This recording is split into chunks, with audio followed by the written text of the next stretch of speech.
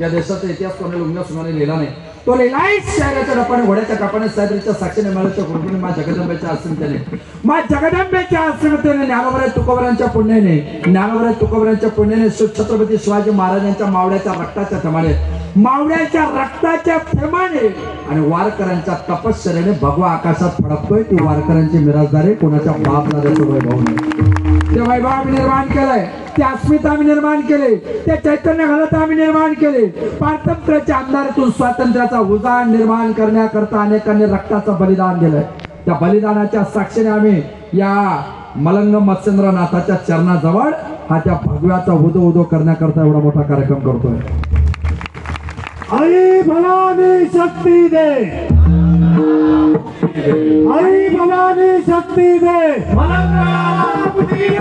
जय मलंग, जय मलंग. या भूमिकेत आम्ही प्रवास करतोय. आयऱ्या गऱ्याच्या भूमिका मला नाहीच.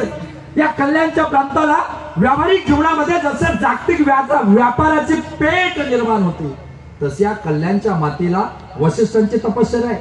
या कल्याणच्या मातीला वशिष्ठांची तपश्चर्या आहे. या कल्याणच्या मातीला साधूवर वज्रघात करणाऱ्या इंद्राची वज्रेश्वरी आजही साक्ष देते. या कल्याणला सोपालाची परमार्थाची साक्ष देते. या कल्याणला परमार्थाची साक्ष आहे. या कल्याणला आदिनाथ गुरु मच्छिंद्र तयाचा त्या मच्छिंद्रनाथाची तपस्थली मुक्तीची हाक तुम्हाला मला प्रत्येकाला देते. 1982 पासून चालत असलेला लढा, त्याच्या अगोदर चालत असलेला लढा, बाय प्रोटोकॉल आर्ग्युमेंट करता करता 82 पासून मी लढा देतो आणि त्या भूमिकेत आम्ही जीवन जगतोय. एक ना अनेकांनी याच्याकरता विचाराचं मंथन उभं केलेलं आहे. वैकुंठाचे गुरुनाम गुरु श्रीमंत सद्गुरू वामन महाराजांची भूमिका असेल आणि वामन महाराजांनी आपल्या शिष्याच्या माध्यमातून वैकुंठाचे गुरुनाम गुरु श्रीमंत सद्गुरू सावळाराम महाराज, ज्यांचा जन्म खऱ्या अर्थाने मला असं वाटतं 13 जुलै 1927 ते 16 फेब्रुवारी 1992 पर्यंत चाललेला प्रवास. आणि खरं म्हणजे सद्गुरू वामन महाराजांनी कीर्तन सेवा केलीच नाही. 18व्या शतकातला त्यांचा जन्म, 19व्या शतकातला. त्यांनी कीर्तन सेवा केली नाही, पण त्यांनी कीर्तन सेवा केली नाही, पण कीर्तनाची परंपरा आपल्या शिष्यांना सांगितली. येणाऱ्या काळामध्ये महाराजांच्या पश्चात त्यांचे चरणदेव वासुदेवजी महाराजांनी परंपरा चालवली आणि त्याच परंपरेचं हे जे बीजारोपण झालंय, हा जो एवढा मोठा उत्सव या ठिकाणी संपन्न होतोय ना, या महात्म्यांच्या तपश्चर्याची तपस्थलीची ही ताकद आहे. फक्त कैवल्य तेजो म्हणजे भगवान श्री ज्ञानोबरांच्या गुरु घराण्याचे वैशिष्ट्य ब्रह्मगिरीवर गहिनीनाथाने जावं हा आदेश देणारी मच्छिंद्रनाथाची भूमी. ही नाथाची भूमी. मलंग म्हणजे काय? मलंग म्हणजे तपश्चर्या करता करता सिद्ध व्हावं आणि सिद्ध होता होता त्याच्या नश्वर शरीरातून सुद्धा चंदनाचा सुगंध येतो, त्याला म्हणतात मलंग. आणि तो श्री मलंगच होता, श्री मलंगच आहे आणि श्री मलंगच राहील यात तर्जमा नाही. हो मी मलंग, हो मी मलंग, हो मीच मलंग. मी मला आणि मीच मलंग याच्यात बदल होणार नाही. श्री मलंग जय मलंग. आमचाच होता, आमचाच आहे, आमचाच आहे. आयऱ्या गऱ्याने आम्हाला शिकवायची भाषा पण करायची नाही. विचार परिवारापासून तर धर्मवीरापर्यंतची परंपरा आमच्या मातीला आहे. आयऱ्या गऱ्याला वाकणाऱ्यापैकी थांबणाऱ्यापैकी आमची भूमिका नाही. 1666 ला छत्रपती शिवाजी महाराज आग्र्याहून निघाले आणि आग्र्याहून निघाल्यानंतर पोलाद खानला विचारलं औरंगजेबाने, पोलाद कैसे भाग्य पार शिवा नाचीच कैसे भाग्य. पोलाद खाने तोंडाला रुमाल लावला, खाली मान घातली. औरंगजेबाच्या दरबारात वर मान करून बोलायचं नाही, मान कापल्या जाईल. बोलताना दात दिसू द्यायचा आणि दात पाडल्या जाईल. तोंडाला नॅपकिन रुमाल लावायचे, खाली मान घालायचे. आणि मग पोलाद खान वर्णन करतो छत्रपती कसे निघून गेले. तो सांगतो, हुजूर आलमगीर परवरेदिगार या मेरे आका. तो म्हणे, बक्का बोलो कैसे भाग्य पार का शिवा. बोले, हुजूर छत्रपति शिवाजी महाराज बीमार थे, फिर बेड पे पड़े थे, फिर दवा रहे थे, फिर दुआ ले रहे थे, फिर बेड से खड़े हो गए, फिर दीवार के पास गए, फिर दीवार को लात मारी, फिर दीवार गिर गई, फिर आकाश मार्ग से उड़ के वो महाराष्ट्र में भाग गया. पोलाद खान सांगतो, छत्रपती शिवाजी महाराजांनी गुटखा खालीन गुप्त झाले.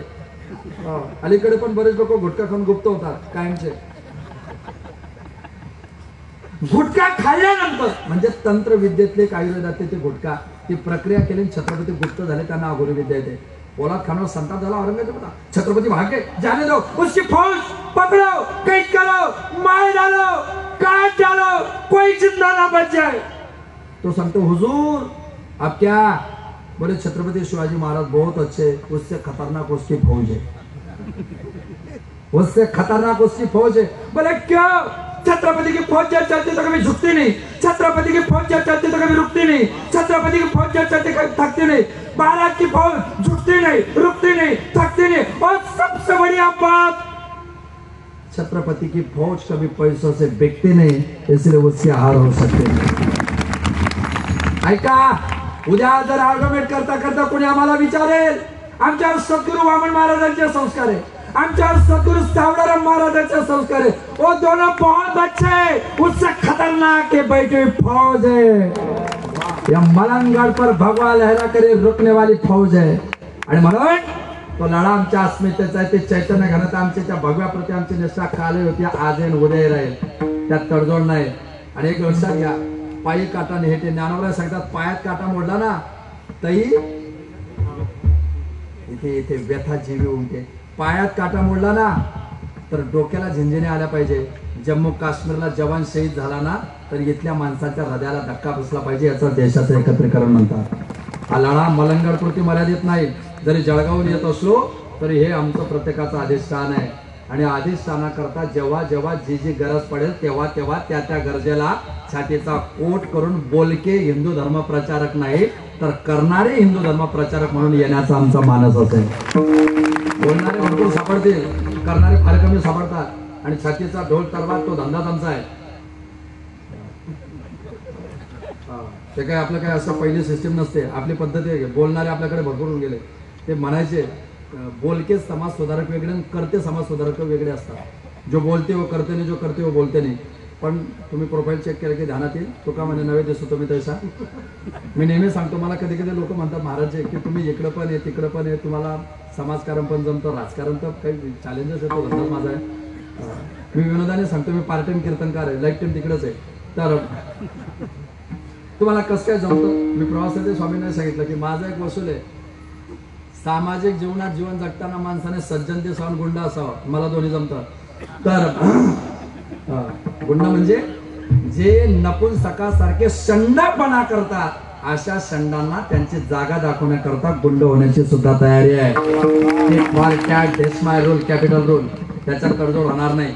आणि त्या तडजोडीवर आम्ही सगळेजण काल एकत्र होतो, आज एकत्र, उद्या करता सुद्धा आम्ही सगळे एकत्र राहणार आहोत। ते आमचं सगळ्यांचं एकत्रीकरण असेल, ते एकत्रीकरण आमचं टिकलं पाहिजे, याच्याकरता आम्ही प्रत्येकाने प्रयत्न केला पाहिजे। एवढा भव्य दिव्य स्वरूपाचा कार्यक्रम आपण खऱ्या अर्थाने या ठिकाणी करतायत। चारही नाद ब्रह्मवादक खऱ्या अर्थाने महाराष्ट्रात प्रसिद्ध नाद ब्रह्मवादक आहे। मी नेहमी सांगतो की नामदेव महाराज पठाडेंसारखा कीर्तनकार त्या पठडीत झाला नाही, पण पठाडे महाराज एक चांगले पखवाजे होते, पण त्यांची वाजवायची इच्छा अपूर्ण झाली म्हणून त्यांनी सुधारित अवतार कदाचित घेतला असावा मराठवाड्यात,